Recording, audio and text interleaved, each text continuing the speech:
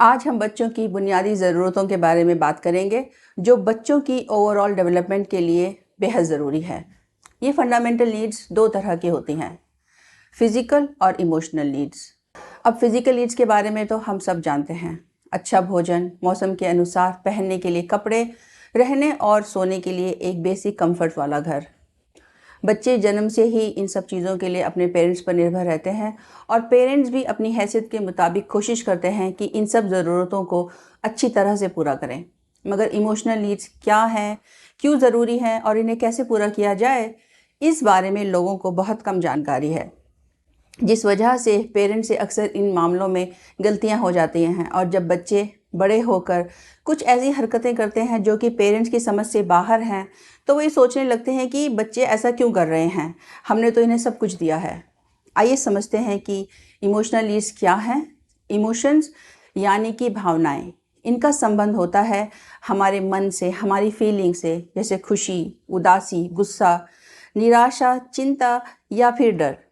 Emotions और feelings हमारी personality के बिल्डिंग ब्लॉक्स होते हैं। इन्हीं के ऊपर एक बच्चे का पूरा व्यक्तित्व ढलता है, उसकी मानसिकता और उसका माइंडसेट बनता है। हम लोगों के बिहेवियर को, इस दुनिया को किस नज़रिए से देखते और समझते हैं, ये निर्भर करता है हमारी इमोशनल स्टेट पर। जिस तरह हेल्थी बॉडी के लिए न्यूट्रिशियस फूड, अच्छी नींद और एक्सरसाइज ज़रूरी है, उसी तरह स्वस्थ मन और बैलेंस्ड इमोशनल स्टेट के लिए ज़रूरी है कि बच्चे का परिचय पॉजिटिव इमोशंस के साथ हो, जो उसे पॉजिटिव फीलिंग्स मिले अपने पेरेंट्स से और अपने माहौल से। बचपन में उसके अनुभव पॉजिटिव रहें। बच्चे की ओवरऑल डेवलपमेंट के लिए ये बहुत ज़रूरी है, ख़ासतौर पर 0 से लेकर 7 साल की उम्र के दौरान, क्योंकि इस दौरान बच्चे का शारीरिक और मानसिक विकास बहुत तेज़ी से होता है और उसके आने वाले जीवन की फाउंडेशन भी यहीं से बनती है। जब बच्चे की फिज़िकल नीड्स के साथ साथ उसकी इमोशनल नीड्स सही तरीके से पूरी होती हैं, तो वो बड़े होकर एक ऐसा इंसान बनता है जो कि तन से ही नहीं बल्कि मन से भी स्वस्थ और स्ट्रॉन्ग है, सुलझा हुआ और समझदार इंसान जो हर काम को सूझबूझ से करता है, सकारात्मक सोच रखता है। चलिए देखते हैं बच्चों की इमोशनल नीड्स कौन सी हैं। ये 6 नीड्स हैं: emotional security, stability, positive role model, structure, respect, love and emotional support. आज हम बात करेंगे इमोशनल सिक्योरिटी के बारे में। सबसे पहला रिलेशनशिप जो बच्चा बनाता है वो उसके पेरेंट्स के साथ होता है और ये पहला एक्सपीरियंस फ्यूचर में आने वाले हर रिलेशनशिप के लिए एक फाउंडेशन की तरह काम करता है। बच्चे इस बिलीव्स के साथ पैदा होते हैं कि वह हमेशा सेफ और सिक्योर रहेंगे और उनकी ज़रूरतें भी हमेशा पूरी होती रहेंगी। ये उनके सबकॉन्शियस बिलीव्स होते हैं जो कि सर्वाइवल के लिए ज़रूरी हैं। प्रकृति ने उन्हें ऐसे ही प्रोग्राम किया है।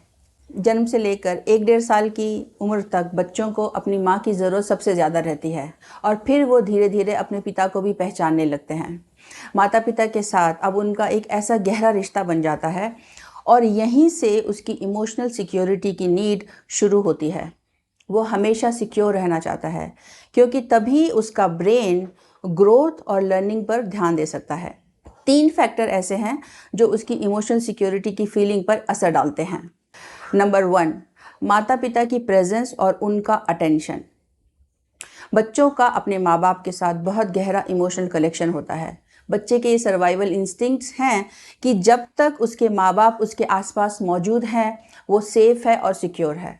अगर पेरेंट्स बहुत देर तक नज़र नहीं आते तो उसे लगता है कि वो खतरे में है। उसकी बॉडी को स्ट्रेस का सिग्नल मिलता है और अगर ये स्ट्रेस के सिग्नल बार बार बच्चे को मिलते रहें तो उसकी फिज़िकल और मेंटल हेल्थ दोनों पर ही गलत असर पड़ता है। ये बहुत ज़रूरी है कि बच्चे की उम्र के पहले 6-7 साल तक माता पिता या उनमें से कोई एक हमेशा बच्चों के पास मौजूद रहे या फिर कम से कम बहुत लंबे समय तक उनसे दूर ना रहें और बच्चे को अपनी पूरी अटेंशन दें। ऐसी बहुत सी सिचुएशन हो सकती हैं जब बच्चे को माता पिता की कमी महसूस होती है, जैसे अगर दोनों ही पेरेंट्स या फिर उनमें से कोई एक अपने काम में बहुत ज़्यादा बिजी रहते हैं, बच्चे को समय नहीं दे पाते या फिर बच्चे अधिकतर नौकरों के पास रहते हैं। कई बार बच्चे अपने ग्रैंड पेरेंट्स से बहुत जुड़ जाते हैं और सडनली उनके पेरेंट्स जॉइंट फैमिली से अलग होकर अलग हो जाते हैं।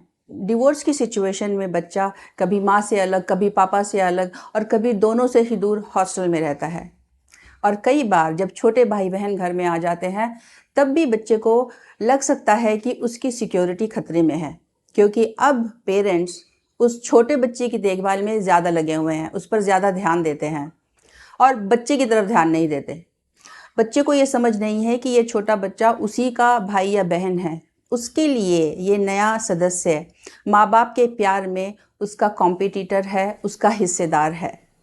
इस तरह से कई बार वो इस नए बच्चे को भी पसंद नहीं करता। आइए समझते हैं ऐसा क्यों है। देखिए, बच्चे की दुनिया बहुत छोटी सी होती है, उसमें बस वो है और वो 2-4 लोग हैं जिनसे वो प्यार करता है, और बच्चा ये समझता है कि ये लोग हमेशा उसके साथ रहने वाले हैं, हमेशा उससे प्यार करने वाले हैं। बच्चों के लिए हमेशा का मतलब है ये प्रेजेंट मोमेंट। बच्चे के दिमाग में फ्यूचर का कोई कॉन्सेप्ट अभी नहीं बना है। जो भी कुछ इस छोटी सी दुनिया में होता है उसके साथ, कोई आ रहा है, कोई जा रहा है, कोई उसके पास है, कोई नहीं है, सबकॉन्शियस लेवल पर उसे लगता है कि इन सब बातों की वजह मैं ही हूँ। मेरी वजह से लोग मुझसे प्यार नहीं करते या मेरे साथ नहीं रहते। उसे बुरा लगता है, उसके मन को चोट पहुँचती है। वो बच्चा जिसकी भाषा अभी तक सही तरीके से विकसित नहीं हुई है, जो नहीं जानता कि अपने फीलिंग्स को कैसे एक्सप्रेस करे, वो रोता है, चिल्लाता है, ज़िद करता है, क्योंकि यही सब उसे आता है। आप उसे डांट डपट कर या फिर कभी मार कर चुप करा देते हैं। बच्चा चुप तो हो जाता है क्योंकि उसे इस सिचुएशन के साथ ढलना है, सर्वाइव करना है।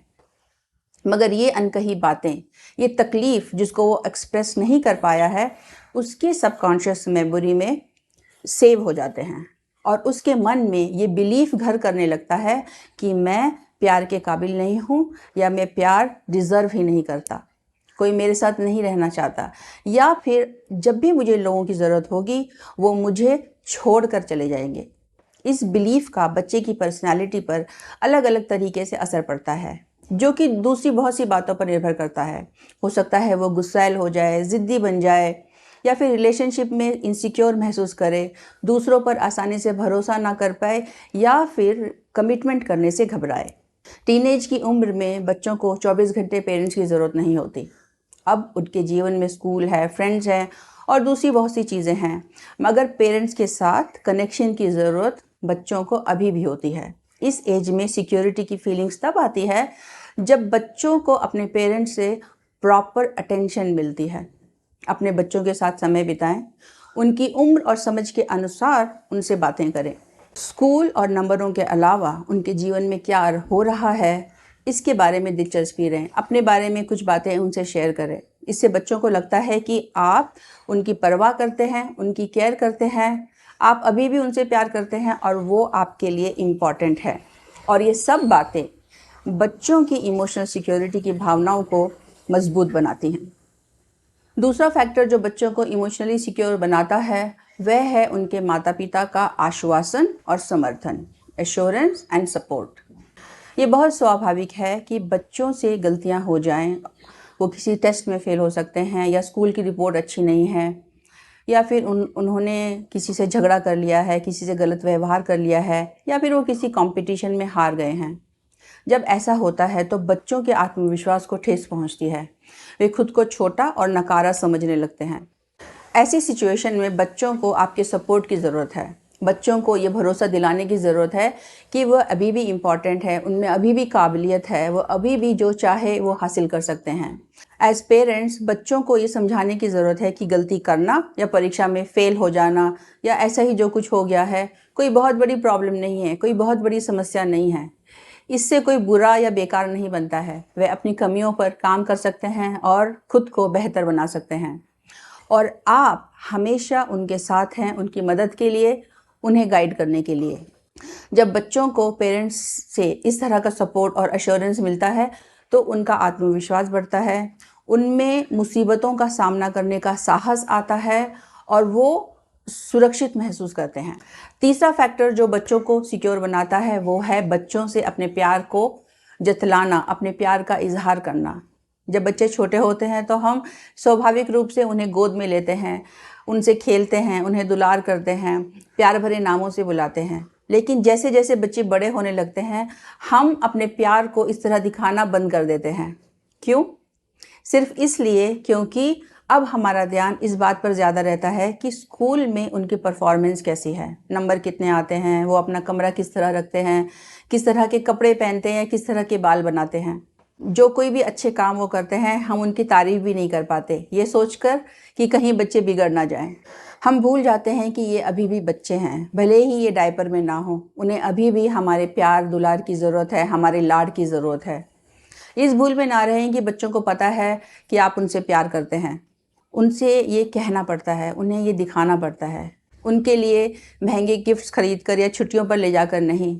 इनमें से कोई भी बात बच्चों के लिए मायने नहीं रखती अगर उन्हें किसी तरह ये लगता है कि उनके पेरेंट्स या उनमें से कोई एक उनसे प्यार नहीं करता।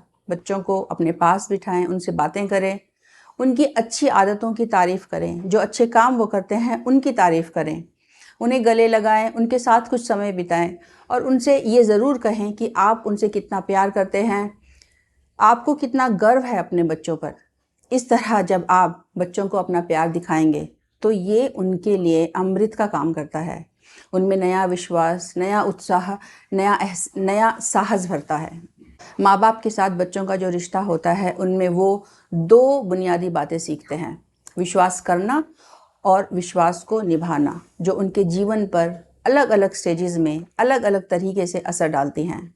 तो ध्यान रखें कि आप अपना प्यार और अटेंशन पूरी तरीके से बच्चों को दें और उन्हें कभी भी ये एहसास ना होने दें कि वो अकेले हैं या कोई उनसे प्यार नहीं करता।